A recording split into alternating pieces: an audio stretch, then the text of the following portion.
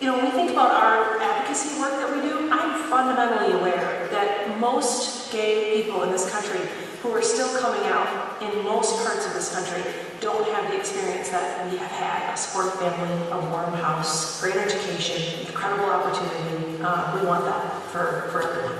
But I think that doesn't just happen.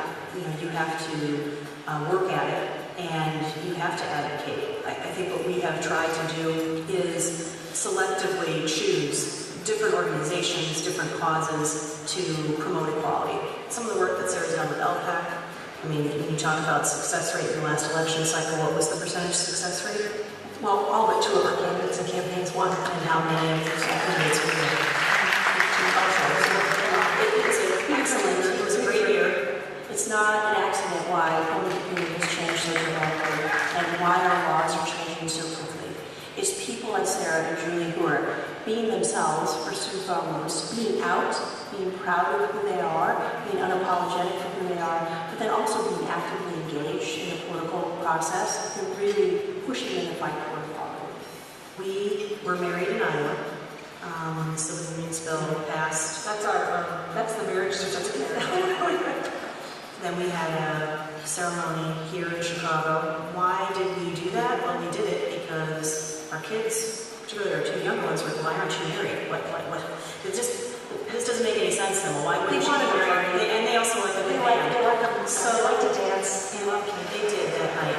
But we don't have full equality. What will full equality mean? Full equality will mean that people don't have to buy life insurance to guarantee that upon the death of their spouse, they can still keep their home. Adoption of our children will never be questioned. If we're traveling and one of us gets sick, that we don't have to worry about whether we can get into the hospital. I think ultimately it'll shape the way our kids live in the world. So part of me is like, yeah, it's about time. We're just one of many parts of this machine that's moving at now a very rapid rate. And it can't move fast enough.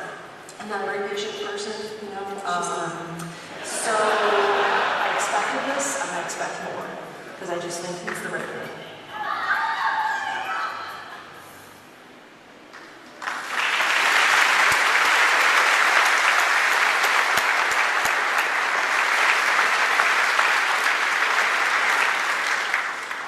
Yesterday, I was on the phone with Sarah talking about a few things, including this evening's event.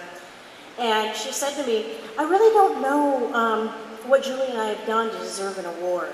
I don't think we do anything more than anyone else. Excuse me, and of course I had to strongly disagree with her. But I'll let you all decide for yourselves whether you think Sarah and Julie do more than your average citizen to advance the LGBTQ movement and strengthen our entire community. You can read their, what I'll note is their abbreviated bio in the program, but just a brief high-level overview includes leading efforts to fight poverty, advanced education, and address basic human needs.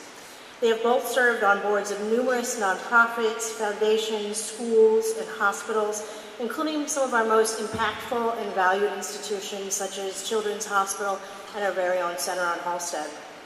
Sarah is a co-founder, chairperson, and national spokeswoman for LPAC, and I can personally attest to the hours and hours of time she has put in and the many, many miles that she has traveled to help LPAC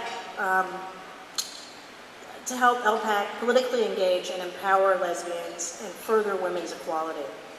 Together, they have established their own foundation, the Momentum Project, through which they work to advocate for issues of healthcare, education, and equality.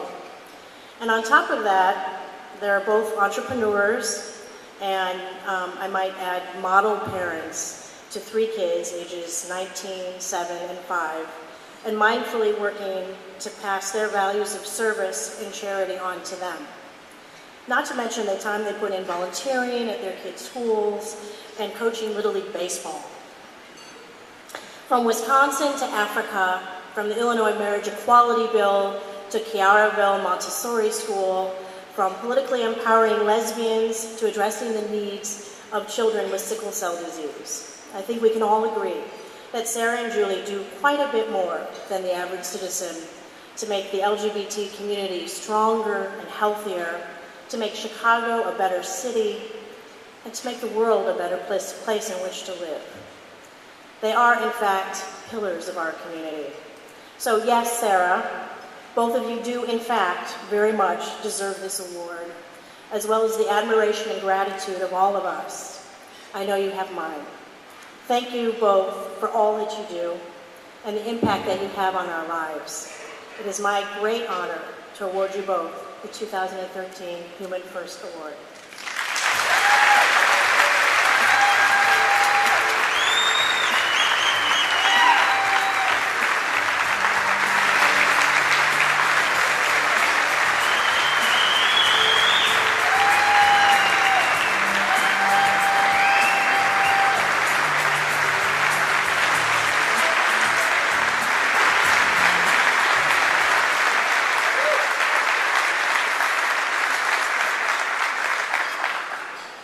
Thank you so much.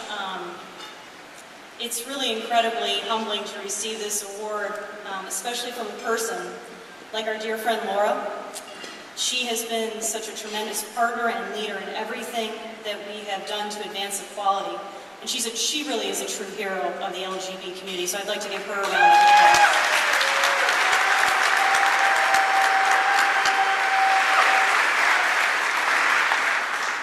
You know, Sarah and I do what we do to create a better world for our children. That's a high priority for us. It's really wonderful now to have a child that you can bring to these events who's ready for prime time, and only one of them, of the three, was ready to come here tonight. So she's here, Shayna, right over there.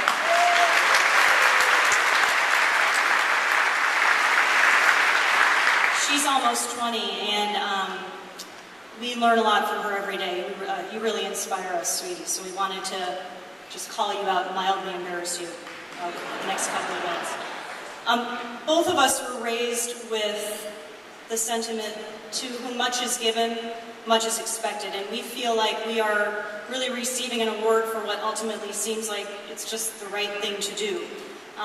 Being here tonight, surrounded by friends and family, further reinforces the fact that it's easier to do the things we've done, to live openly as we have, because truly our friends and family have our backs. And I think everyone in this room knows how important it is to have that. So thank you to them.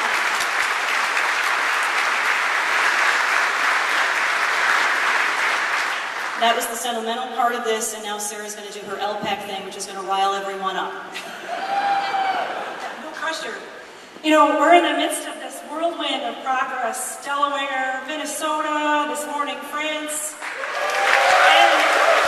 And we fully expect that we will celebrate marriage equality in Illinois before the end of the term. And I anticipate that the Supreme Court will overturn Section 3 of DOMA. And so I hope everyone here feels inspired and engaged. But we have to remember that our work is not done, because regardless of what happens here in Illinois or anywhere else in this world, the morning after the Supreme Court makes that decision, a young boy will wake up in Alabama, a couple will make breakfast in Arkansas, a man in Uganda will be jailed. Their lives will be burdened by homophobia. And we are the ones who can change that. Tonight, we hope everyone here uses this energy and excitement and inspiration and takes it out into the world. We have so much to do. We all have a role to play. And we have to work together. We have to stick together to ensure full moral and legal equality for everyone in the world.